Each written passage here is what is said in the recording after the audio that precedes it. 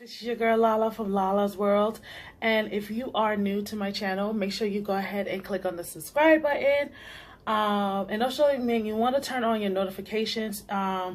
Anybody else who is subscribed to my channel, first off, thank you so much appreciated. In addition, if you're still having issues of getting notifications, make sure you go ahead and turn off the notification and turn it back on. You should get notifications that way, because I know I've been told that they haven't been getting notifications. So this segment for the night is, and this is all to all my wrestling fans out there, there is my review of NXT Takeover. Yes, WWE is celebrating their, well, I was not celebrating, but it is kind of like celebration, but scratch that. But pretty much it is chapter 4 of NXT Takeover, and pretty much is back in my hometown, back in Brooklyn. And I know a lot of people that I'm friends with, they went, so I know they had like a ball. But enough about me rambling. We're gonna go ahead and start out these matches, because it was only 5 matches. It was just only 4 title matches and just 1 non-title match. And when I tell you they bought it, yo, they bought it. Like, they brought it. Like, they laid everything out the line. They threw everything, including the kitchen sink. The first match we want to go ahead and start with is the whole Mustache Mountain, Trent Seven and Tyler Bate versus the Undisputed Era. I think I got this right. Hold on. Is this it? I think I got it right. Yeah. Roderick Strong and Kyle O'Reilly. Let me say something. That match started out with a full-blown, like, fist fight. Like, they were straight going at it like cats and dogs. So you couldn't even tell who was going to win this match until when Tyler Bate got caught up in that same position that Trent Seven was, when Trent, now this time the roles were reversed. And if you guys remember the last match when Trent Seven and Tyler Bate had the titles, Trent Seven was caught in a submission by, if I'm not mistaken, I'm going to say Kyle O'Reilly. And out of nowhere, Kyle O'Reilly, and I don't know what happened, Tyler Bate just threw in the towel. So now the roles were reversed. When Tyler Bate was caught in a submission, Trent Seven is in the outskirts, so he was about to throw in the towel, and I'm screaming at the TV like, no, don't you do it. Don't you do it. But it didn't work out too well. He didn't throw in the towel. The match still continued. They was going at it blow by blow by blow. But in the long run, at the end, the Undisputed Era ended up retaining the tag team titles. But it was not over. Eventually, War Machine came in and just destroyed them. It pretty much was somewhere in the back in catering. Probably saw the TV. Was like, okay, they won the titles. Okay, let's go get them. Let's show them know, like, hey, we got your number, boo-boo. Watch me call it. So that was an epic match, even though the ending was just like, oh. Now, the next match, and I'm going to tell you this right now, I lived for this match, because it's like both guys want to be in the freaking limelight. You got EC3, and I remember EC3 all the way from when he was in WWE, but he was not known as EC3. He was known as something else. Then he went to TNA Impact, and he was known as Ethan Carter III, then EC3. He had this swagger, he had this attitude like, I'm better than you. I am that guy. I am the shit, and you can't tell me nothing.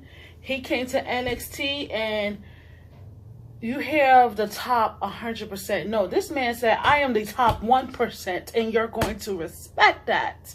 And he showed that along the way from the time he's been in there. Now, there's a problem. You have Velveteen Dream. Apparently, these two had a tag match up in the UK. If I'm not mistaken, and I saw the trailer, Velveteen Dream left this man high and dry, and because of that, it caused Aleister Black to cause EC3 to fade to black.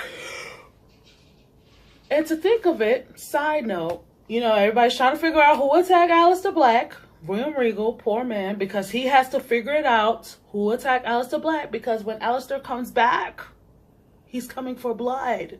This man left a gory Instagram picture, and all you see is like, you know how they had the NXT like shows, it has like the map and it shows like where they're going, this and third. This man going right all over to my I am watching you. Who is Aleister watching?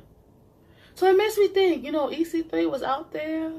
He could have done it, but I'm still pushing for Johnny Gargano. EC3 would be my second choice. I'm just saying. Just saying. But back to the task at hand. EC3 and Velveteen Dream straight rocked the house. It was an eye for an eye situation. They were just straight going at it. But pretty much in the long run, Velveteen Dream won that match fair and square. Didn't cheat, anything like that. And it was pretty much a redemption from when he had that loss from Ricochet. So congrats to Velveteen Dream. The next match I want to go ahead and talk about is, and I'm trying to figure out how this beef happened. Adam Cole and Ricochet, them two was going back and forth. And Ricochet was like really begging for this man to like, yo, give me a title shot. Give me a shot of your title, your North American title. Adam Cole's like, no, you're not up my level. Ricochet was like, no, you're right. I'm not on your level. I'm way beyond that. You know, and then Adam Cole's like, oh, I'm good, there's great, but I'm special. Ricochet's not special. It was a whole lot of back and forth, but by the end of the day, when they got their hands on each other, trust me, shit got real. It was a lot of flips. You know, Ricochet was like, hey, anything you could do, I could do better. Adam Cole was like, what's good? You're not special. They're going back and forth, but this is where it was, this was it. Freaking Ricochet laid that 360 maneuver on Adam Cole's chest. Done. Kiss that title goodbye. Adam Cole's in his feelings, looking like he was about to cry. And now you got it. You got Ricochet as your new North American champion for NXT. Now, let's go ahead and talk about the women's NXT championship, because this is from, and I'm going to say, this brings back to the Mae Young Classic of last year. Was it last year? Yeah, it was last year. I'm going to say last year. I'm going to say either last year or this year, but my money's on last year. Because time go by so quick. Comment down below if it was, I'm talking about, yeah, it was last year. Last year's Mae Young Classic. You have Kairi Sane and Shayna Baszler, the submission magician. Them two was in the finals for, you know, for the Mae Young Classic. Kairi Sane beat Shayna Baszler. So because of that, you know, she won. She was already signed to NXT. All of a sudden, time passes. Shayna Baszler comes back, puts freaking Kairi Sane in a coquina clutch again. And I'm like, bitch, you in your feelings? You still mad about that loss? It's going to be okay. So then, you know, fast forward. Shayna Baszler's now NXT Women's Champion. But you still got Kairi Sane, you know, lurking around the corner. Because she really, there was times when, you know, Kairi Sane lurked around the corner, going after Shayna Baszler because she was still pissed off at what she did to her. So them two still had a little beef brewing. Fast forward. This is when you have Shayna Baszler versus Ember Moon. Shayna Baszler won the title over Ember Moon. Ember Moon goes to the main roster. Shayna Baszler, again, still champion. Kairi Sane, at the time, I think she was going at it with Lacey Evans, because Lacey, she's a lady of NXT, but she rude. She a powerhouse, but she rude. Apparently now, as time progresses further, now these two was going to meet. Because of the simple fact they had a fatal, well, it was supposed to be a fatal four-way, but unfortunately, Bianca Belair got injured, so she couldn't participate. Kairi Sane won that match and ended up being the number one contender. Lo and behold, Shayna Baszler saw that, tried it, and her and Kairi Sane been going at it before NXT. So now we got the match. I'm going to tell you this right now. The way Shayna Baszler was handling Kairi Sane was like, I am not having this. We're not doing this. I'm not like these other girls. You're going to fight me. You're not going to injure me. And these two fought. This girl was literally, because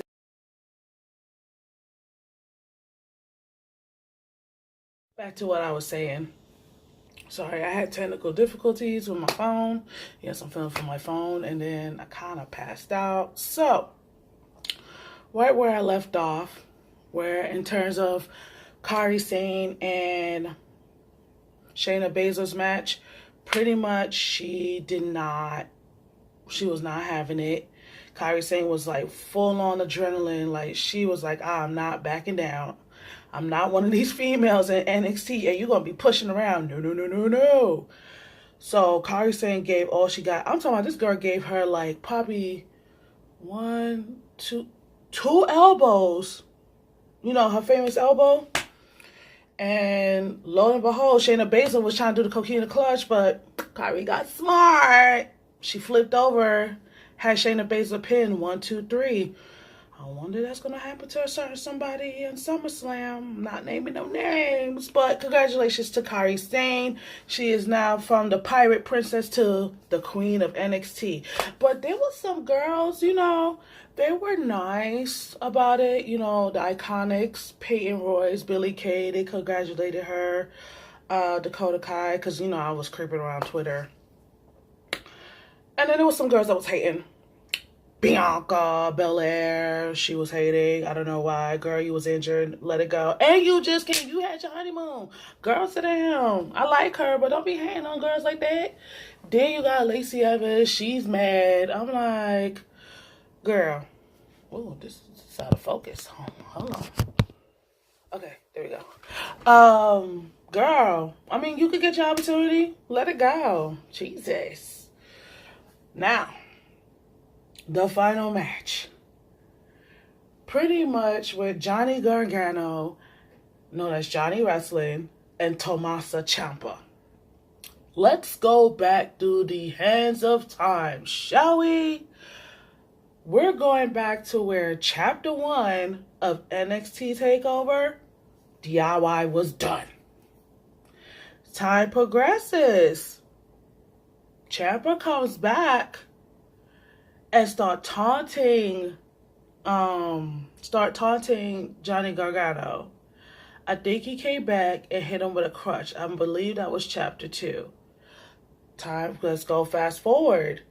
Johnny Gargano had his match with Andre Ciamos. Was like, okay, if he loses, he leaves NXT.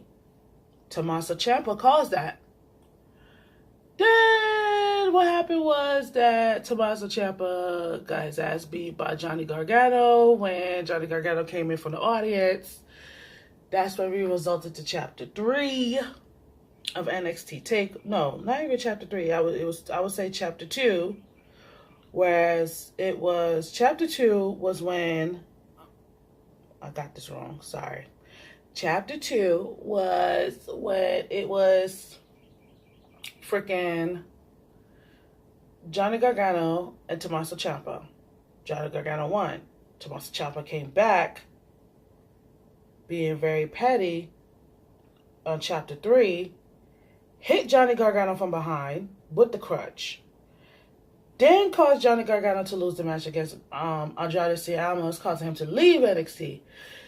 Then Johnny Gargano came back and beat the shit out of freaking Tommaso Ciampa. So, now, time progresses again. Them two had their little feud. Chapter 3 was the Chicago street fight. Chapter 3 was NXT Takeover. Not the Chicago street fight, sorry. Was the street fight in New Orleans. Johnny, he had that match. I'm sorry he had that match, but I guess he got a little emotional. I don't know what it was, but it was very emotional. I mean, the man had his hand, Tommaso had his hand like tied behind his back, both hands, and still managed to get the win. I'm like, bitch, if you don't get your emotional face ass somewhere. So that gave enough ammo for Tommaso Ciampa to say, hey, if I could do this, I could go for the NXT Championship. Who has it? Aleister Black. So, them two go at it for the title. Johnny Gargano again. Jesus freaking Christ. I need little man to just sit down because he is too emotional. Because of his actions, he caused Aleister Black the title. And Tommaso Ciampa now is our NXT champion. Time progresses again when it's getting close to NXT Takeover. Aleister Black, Tommaso Ciampa, Johnny Gargano are going at it like a bunch of wild animals. William Regal's like, look, I'm tired of this shit. Look, let's just make it a triple threat match at NXT Takeover. I am through. We were supposed to have a triple threat match with Aleister Black, Tommaso Ciampa, and also Johnny Gargano. What happened was that apparently somebody, we don't know who did it. We don't know. Why is this out of focus? I'm sorry, y'all. Oh well. Somebody, I don't know who did it. Nobody doesn't know who did it. We just have angles of surveillance cameras like here, there. Apparently attacked Aleister Black. I'm sorry. Either my money is now on still Johnny Gargano. I don't know. For some reason, EC3. And that's from the last tag match that happened with on the UK, the one where Velveteen Dream left him high and dry. In addition, so because of Aleister Black's injury, he is out. He is out of commission. Now, we have the last man standing match. First and foremost, oh my God. I knew with Tommaso Ciampa and Johnny Gargano, it was going to be a hot mess. I'll talk about these dudes was not backing down. It was to the point, I'm going to tell you this right now, there was a part where Johnny Gargano like straight kicked the guy from production in his face, and Tommaso Ciampa like straight like bulldozed him with the chair. Tommaso was so desperate, it was to the point like he freaking tried to bury him with chairs, even chairs for commentary, even bury him with the guy that got kicked in the face. That shit still didn't work. So as the match keep going on and on, we're thinking, okay, Johnny, this is the part where you thought Johnny Gargano was gonna get the win. He literally handcuffs Tommaso Ciampa to some kind of podium, whatever, that was like way back there. He gave him a kick. He kicked him like probably 3 times. We're like, okay, cool. He gonna be down. This fool proceeds to give this man a knee. I don't know if he missed or he hit him, but when he hit him with the knee, he went flying across the other side, causing him to mess up his knee. Couldn't get up. Guess who gets up? Handcuffed to the podium, whatever that thing was. It still pertains. Jesus. Johnny, you're too emotional. Like, get all the... that's what got me thinking about this other match at SummerSlam. That hope and pray this certain champion do not get emotional and lose his title. So I'm saying. But all through and all, Chapter 4 of NXT Takeover, I will give it a 9.5. I'm giving it a 9.5, and that comes to show they always bring it at every time. So that means the main roster has to step their game up in SummerSlam. So, till then, everybody, thank you so much for watching. And make sure you comment and like this video below. And make sure you subscribe. Till then, bye.